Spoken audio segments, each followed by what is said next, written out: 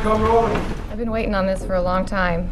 Dozens of detectives, hundreds of leads, more than 1,000 tips. You know, we were hoping it was going to be solved within months of this happening, and it wasn't, and years went by. Yet zero suspects for more than a decade. I can't even imagine what the victims' families have been going through. I can't. I don't get it. I've had a lot of hope in the past, and it is hard to keep that the longer a case goes unsolved. But not for lack of trying. So we're not going to give up. We're tired, we're frustrated, but we will continue to do everything we can do. The case that started in small-town Spartanburg County that turned into a nationwide investigation. I believe it's probably deeper than any of us want to believe. Tonight, we learn how the clues were coming together before Todd Kohlhepp's case file was ever opened. 7 News at 6 presents A Killer Among Us, the unsealed files of Todd Kohlhepp. As the years passed, the hope that the Superbike murders would ever be solved continued to burn out. But each year, as November 6th rolled around, the families of the 4 victims pleaded for the person responsible to come forward. And as their pleas went unanswered, detectives were leaving no stone unturned looking for the killer among us. Tonight, as we continue our special news series, Brianna Smith digs into the unsealed files of Todd Kohlhepp. Years would pass and the anniversary of the tragic Superbike murders would hit 5 years and then 10. Chances of finding that elusive suspect would get smaller. So deputies would change hands on the investigation, hoping that a fresh set of eyes would offer new leads. Those leads would come, get crossed off, and then new ones would emerge. Some lost sleep over this case. Everybody wanted to see this case solved. This is just a small part of the unsolved case file, the details that were the focus of every Spartanburg County Sheriff's deputy for 13 years. If it was nothing more than seeing a truck that matched one of the composite vehicles ride down the road and say, oh, you know, that looked like the truck in Superbike. Superbike has been in the back of everybody's mind that has actually worked this case from day one. More than 1,000 tips flooded in, which generated dozens of leads and hundreds of thousands of man-hours to close each one of those out. It would be not out of the norm every week to receive a tip from somebody in prison or somebody in the general public. Like lead 209. A lot of dead ends. A tip that someone who looked like the original composite sketch, someone connected to the shop. Investigators chased this tip for years, but still couldn't fully close it out. Saying they've got information related to this. Deputies had to work outside the box, casting a net to try and catch a killer. They used cell phone records from the nearest tower to the bike shop on the day of the murders and pulled flight manifests from airports like GSP. Can you match a name to something like that? Is this an online customer that's there? Things of that nature.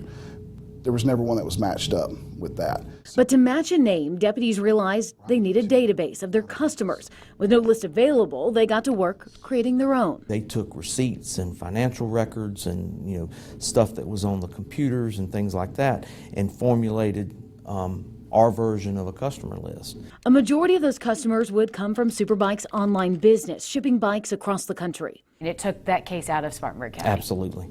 Absolutely. Which kind of limited us to some degree, you know, running some of these folks down. It was those customers that Lieutenant William Gary began to focus on when the case arrived on his desk in 2008. And they would send photos of damage on a frame, things like that, where they say, hey, this bike I bought on the internet has this damage to it. What are they going to do about it?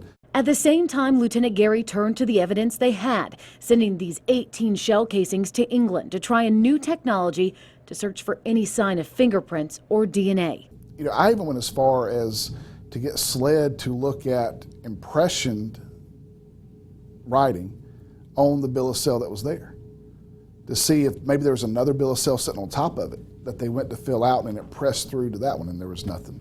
And it became mandatory that every gun that came through the sheriff's office would be sent to SLED to test, just in case. You will make sure that those striation marks and all the ballistics doesn't match. Superbike. Yes, and that's exactly what it was geared to. And for the 10th anniversary, a cover letter would be sent to every customer asking if they remember anything about that day. And there were thousands of customers at that motorcycle shop, and not many people responded back to that letter. This guy's going to shed more light on this case than we've ever had shed on this. And a fresh look for the composite that the witness said was wrong for so many years. And when we done it, and I looked at it and I said, okay, I'm happy. That's more along the lines of who I saw. Little did these deputies know that customer list, the cover letter, would be crucial clues that the name of their suspect was much closer than they thought. The report came back to me that indeed he was a customer on that list. And of course, we know that name, Amy, to be Todd Kohlhepp. You know, one of the things that's so chilling, Brianna, amazing reporting here, the confession tape. When you listen to Todd Kohlhepp talk about it, he talks about why we never saw any DNA turn up in anything. He was wearing double gloves, is that right, during the loading of the weapons? Yeah, when he would fill the magazines, Amy, he was actually wearing 2 pairs of gloves because he was afraid the DNA would come through on this. And we're going to get a lot more into that confession on Thursday and exactly how he walked through this case to investigators and let them know that this is your guy. All right, I look forward to that part too. Well, Brianna, I've got some questions for you as well. Of course, Todd Kohlhepp was found with a lot of weapons.